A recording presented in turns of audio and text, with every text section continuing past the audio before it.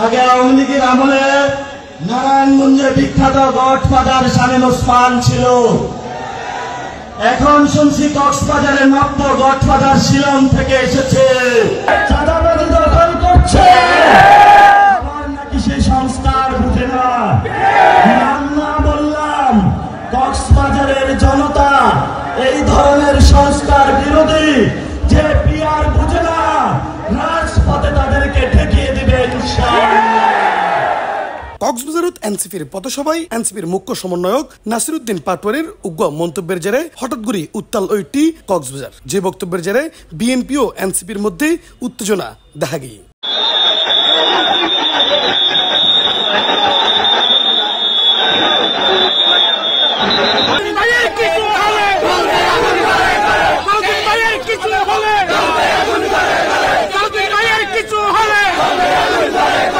এই বক্তব্য বিএনপির স্থায়ী কমিটির সদস্য সালাউদ্দিন আহমেদের কুরুচিপূর্ণ মন্তব্য করায় বলে অভিযোগ স্থানীয় বিএনপি নেতাকর্মী হল।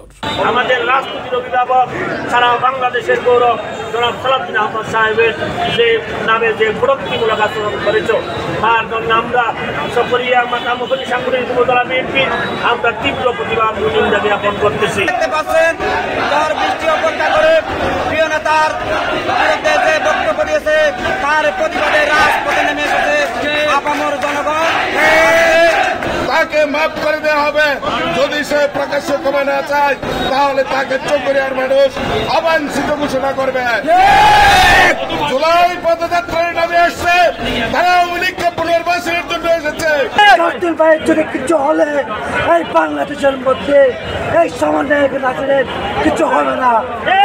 ইনশাল্লাহ আমাদের 4 ভাইয়ের যদি কিছু হয় আমরা 4 ভাঙা জবাব দেবে। এক পর্যায়ে স্থানীয় বিএনপি নেতা ঘটনাস্থলত আইরে পুলিশ প্রশাসনের সহযোগিতা লই বেগুনুরের শান্ত সাহেবের আহ্বান জানায় এবং পরিস্থিতি নিয়ন্ত্রণে আনায়। আমাদের এখানে সরকার কোনো দরকার প্রয়োজন মনে করতেছি না।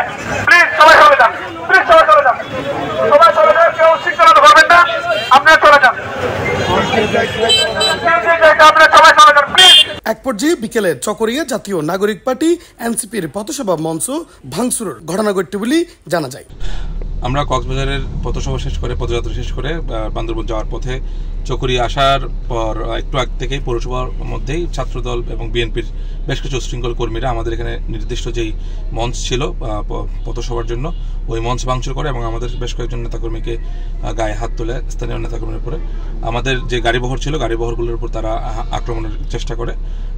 সেনাবাহিনী এবং পুলিশ প্রশাসনের হস্তক্ষেপে কিছুটা নিয়ন্ত্রণে আনা যায় এবং পরবর্তীতে আমাদের নেতাকর্মীরা বিভিন্নভাবে আমরা সেফলি বান্দরবনের উদ্দেশ্যে রওনা দিই। তো এই উশৃঙ্খল আচরণটা এটা আসলে যেই কথাটা আমাদের বক্তব্যে এসেছে নাসিরউদ্দিন পাটোয়ারি যেটা বলেছেন গডফাদার, এটা অন্যভাবেই মিন করে যে গডফাদার যিনি বলেছেন ওটা আক্রমণের কারণে এটা কিন্তু প্রমাণিত হয়ে যাচ্ছে। তো আমরা আশা করবো এই ধরনের উশৃঙ্খল কর্মকাণ্ড থেকে ওনারা বিরত থাকবেন, যেটা আওয়ামী ফেসিবাদের একটা কালচার ছিল। যদিও সর্বশেষ খবর অনুযায়ী এনসিপির গাড়িবহর চকরিয়া ত্যাগজি বলে জানা গেছে। চকরিয়ায় গাড়িবহর যাওয়ার সময় বিএনপি নেতাকর্মী হল নানান স্লোগান দিতেও দেখা যায়।